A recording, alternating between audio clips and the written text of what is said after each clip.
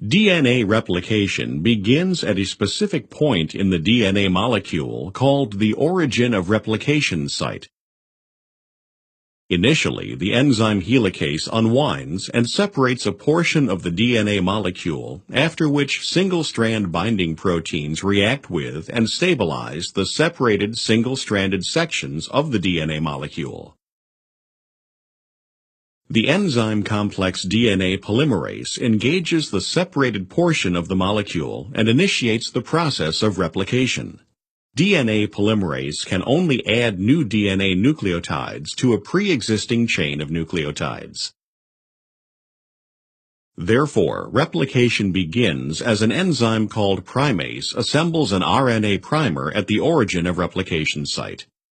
The RNA primer consists of a short sequence of RNA nucleotides, complementary to a small initial section of the DNA strand being prepared for replication. DNA polymerase is then able to add DNA nucleotides to the RNA primer and thus begin the process of constructing a new complementary strand of DNA.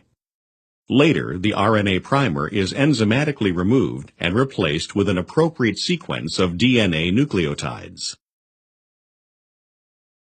Because the two complementary strands of the DNA molecule are oriented in opposite directions and the DNA polymerase can only accommodate replication in one direction, two different mechanisms for copying the strands of DNA are employed.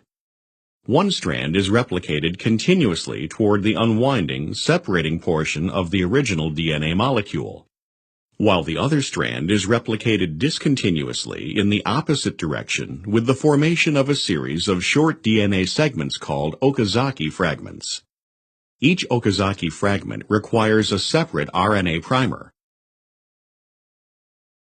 As the Okazaki fragments are synthesized, the RNA primers are enzymatically replaced with the appropriate DNA nucleotides, and the individual Okazaki fragments are then bonded together into a continuous complementary strand.